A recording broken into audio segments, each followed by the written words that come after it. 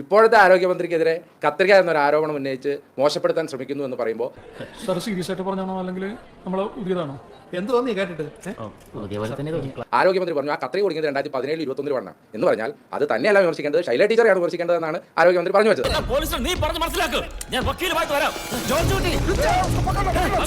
ഞാൻ 10 കൊല്ലത്തെ ആരോഗ്യ വകുപ്പിന്റെ കെടുകാര്യസ്ഥത എന്ന വാക്ക് തന്നെയാണ് ഉദ്ദേശിച്ചത്. അപ്പോൾ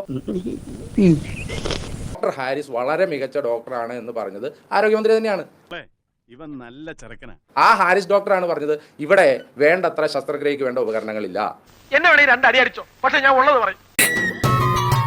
വല്ലാത്ത ചതിയായി പോയി. ഇവിടെ വേണ്ടത്ര സൗകര്യങ്ങളില്ല, ഇവിടെ വേണ്ടത്ര മരുന്നുകളില്ല. ഒരു ഡോക്ടർ തന്നെ പറഞ്ഞേ. എന്നെ നാട്ടിക്കരുത്. നാറ്റിക്കില്ല ആകെ നാറിയിരിക്കില്ല.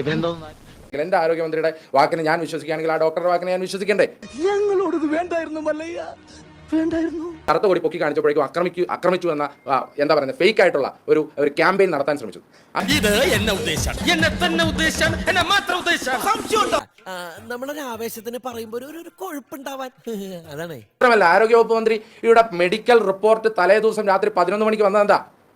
നീ ഒരു ഹിമാലയ ഫ്രോഡാണെന്ന് എനിക്കറിയാം, പക്ഷെ എന്റെ അടുത്ത് നമ്പർ ഇറക്കിയാലുണ്ടല്ലോ നിന്നെ മടക്കി ഒടിച്ച് ചുരുട്ടി കൂട്ടും ഞാൻ. ആരോഗ്യവകുപ്പ് മന്ത്രി വളരെ ഗുരുതരമായ അവസ്ഥയിലാണ്, ICUവിൽ തുടരണമെന്നാണ് പറഞ്ഞത്. ഏത് സാഹചര്യത്തിലാണ് 4 മണിക്ക് കഴുത്തിന് ഗുരുതരമായ അസുഖമുള്ള ഇങ്ങനത്തെ അവസ്ഥയിൽ ഇങ്ങനത്തെ കഥയൊക്കെ പറഞ്ഞാൽ വിശ്വസിക്കില്ല. പിന്നെ ആള് കാറിൽ അവിടെ നിന്ന് യാത്ര തിരിക്കുന്ന ഏത് സാഹചര്യത്തിലാണ്? ഒരു കയ്യബദ്ധം, നാറ്റുകരുത്. ഇനി തോന്നിയാസം പറഞ്ഞു നടന്നാലുണ്ടല്ലോ.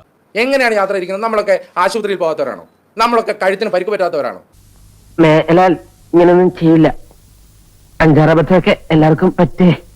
കഴുത്തിന് പരിക്ക് പറ്റിയ ഗുരുതരമായ അസുഖമുള്ള ഒരാള് കാറിൽ, അതും പണി നടക്കുന്ന റോഡിലൂടെ തൂക്കിയല്ലോ നാദാ. തങ്കക്കുറവേ, നമ്മൾ ഈ നാണം കേട്ടല്ലോ. തനക്ക് നാണം ഉണ്ടായിട്ട് വേണ്ടടോ നാണം കെടാൻ. നാണം കെട്ടവനെ. ഒരു ഇന്നോവ കാറിൽ എങ്ങനെയാണ് വന്നത്? അപ്പോൾ ഒരു ആരോഗ്യവകുപ്പ് മന്ത്രിയെ പോലും ഇത്ര ലാഘവത്തോടു കൂടി